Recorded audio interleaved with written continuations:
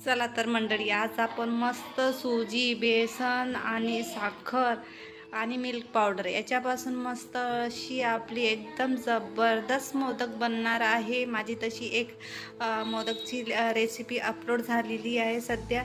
तर उकडीचे मोदकसुद्धा असेच बनवलेले आहे, एकदम टेस्टी आणि गरमागरम। तसेच आजचे कलरफुल आपण बनवणार आहे। याच्यामध्ये तीनही टेस्ट येणार आहे आपल्याला, सुजीचा, बेसनाचा आणि मिल्क पावडरचा। जसा आपण माव्याचे बनवतो बस तशाच पद्धतीची आपल्याला इथं टेस्ट मिळणार आहे। बनवायला तर एकदम सोपे, खायला अप्रतिम लागतात। एकदम सोप्या पद्धतीनं आजची रेसिपी आपण स्टार्ट करणार आहे, कमी वेळामध्ये आणि कमी सामानामध्ये।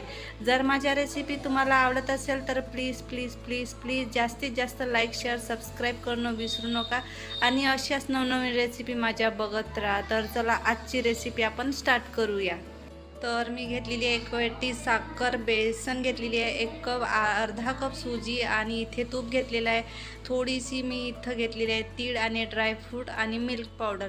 पूर्ण इथं मी अर्धा कटोरी घेतलेली आहे। जर इथे मापामध्ये म्हटलं तर 50 ग्राम आहे आणि 100 ग्राम साखर आहे। तर चला, तर सर्वात आधी आपल्याला काय करायचं आहे, इथं कोणत्याही मोठ्या तळ्याची कढई किंवा इथे पातेलं घ्यायचं आणि याच्यामध्ये आपल्याला तूप घालायचं आहे। तुपाचं प्रमाण आपण इथं चांगलंच वापरूया, कारण की घरीच खातो आपण, त्याच्यामुळं आपल्याला इथे काही भेसळ वगैरे नको। त्याच्यामुळं आपण एकदम प्युअर इथं आजचे आपण मोदक बनवणार आहे।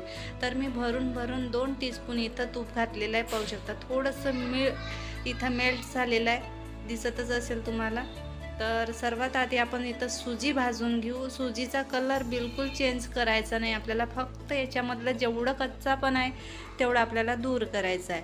तर आपल्याला कमीत कमी इथे 1 ते 1.5 मिनटं लागतात भाजून घेण्यासाठी। मीडियम गॅसवरच आपण ही प्रोसिजर पूर्ण कंप्लीट करून घेऊया। तर पाहू शकता तुम्ही, थोडीशी इथं सुजी भाजून झालेली आहे। तर सोबतच आता 1 कप बेसन घालायचं आहे, म्हणजे सुजी डबल फुलल्या जाते, त्याच्यामुळं सुजी थोडीशी कमीच घ्यायची।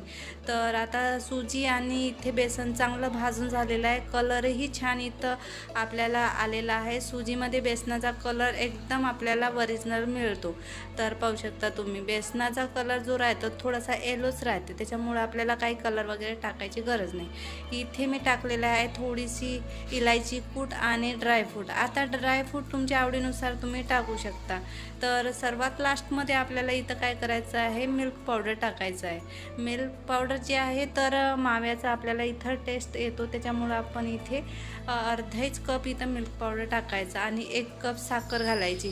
तर आता गोड तुम्हाला कसं आवडते त्या गोडावर डिपेंड राहते, कमी जास्त तुम्ही गोडाचं प्रमाण कमी करू शकता, गुळही घालू शकता। तर इथं मी 1 ग्लास पाणी घेतलेलं आहे, थोडंसं पाणी मी 1 ग्लासला कमीच घेतलेलं आहे। आता आपल्याला इथं मस्त मिक्स करून घ्यायचं आहे। फक्त 3 ते 4 मिनटं इथं आपल्याला भाजून घ्यायचं आहे। चांगलं इथं भाजलं की आपला जे आहे बँडिंग मस्त येतो। तर मस्त इथं खिले आपल्याला आपलं बँडिंग तयार झालेली आहे। थोडासा फूड कलर ॲड करायचा, म्हणजे एकदम जबरदस्त, दिसायलाही खूप छान दिसतात, खायलाही खूप टेस्टी लागतात। तर येलो कलर तुम्हाला जर आवडत असेल तर घाला, नाही तर तसाही बेसनाचा येलो कलर राहतो, त्याच्यामुळे आपल्याला काहीच टेन्शन नाही, कलर एकदम मस्त ओरिजिनल येतो। तर मी टोटल 1 कप इथं तुपाचा वापर केलेला आहे। जसा सुरूपासून तर एंडपर्यंत इथं मी 1 वाटी घेतलेली होती तुपाची, म्हणजे जर टीस्पून मापलं तर इथं 6 टीस्पून मी इथं तुपाचा वापर केलेला आहे, चांगले भरून। तर पाहू शकता मस्त गोळा तयार झालेला आहे। तर चला, आता आपल्याला हे थंड करून घ्यायचं आहे एका प्लेटमध्ये काढून।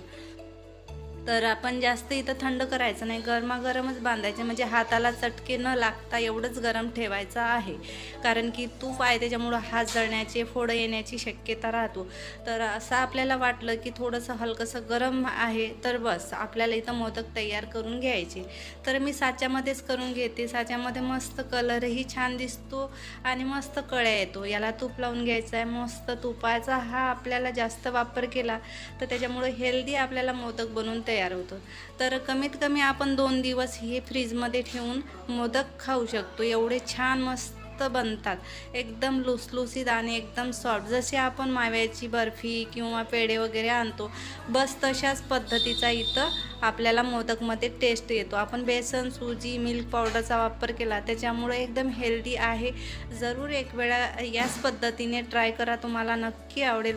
तर माझ्या रेसिपी तुम्हाला थोडीशी आवडत असेल तर लाईक, शेअर, सबस्क्राईब करणं विसरू नका आणि छान छान कमेंट नक्की करत जा.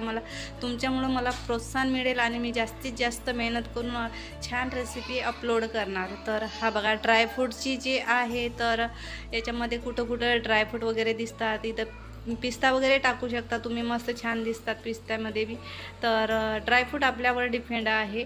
तर हे छान दाबून दाबून घ्यायचं. याच्यामध्ये बँडिंग वगैरे आपण मस्त केलेली आहे. स्टफिंग जर आवडत असेल तर मधोमध तुम्ही स्टफिंगसुद्धा भरू शकता. तर बघा छान मस्त तुपाच्या एकदम लुसलुसीत इथे आपले मोदक तयार झालेले आहे, कळीदार आणि छान दिसायलासुद्धा. तर मी दुसरीसुद्धा तुम्हाला अशाच पद्धतीने बनवून दाखवते. तर या साच्यामध्ये काहीच मेहनत लागत नाही. बस आपल्याला जर आपली सर्व इथे मावा वगैरे घेतला तर बँडिंग वगैरे चांगली छान मस्त भाजून घेतल्या की पटापट बनून जातात, काहीच वेळ लागत नाही. साचा म्हटलं की एकदम कळीदार, मस्त जाळीदार, एकदम सॉफ्ट इथं आपल्याला मोदक मिळतात. तर दाबून दाबून भरायचे, एकदम मस्त लागतात. ड्रायफ्रूट जे आहे तर असे वरून आणि मध्यमात दिसले की मस्त खायलाही कचकच मस्त तोंडामध्ये दिसतात. तर बघू शकता. तर अशाच पद्धतीने आपण चला फटाफट मोदक तयार करून घेऊ.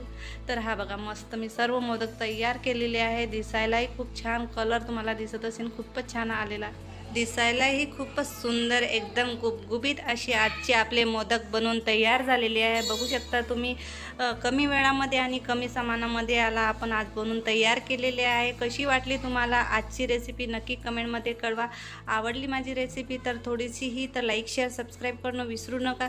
अशाच नवनवीन झणझणीत चमचमीत रेसिपी बघत जा, एन्जॉय करत जा, मेन म्हणजे खात जा. तर भेटू मंडळी अशाच एक नवीन रेसिपीसोबत. तोपर्यंत बाय बाय.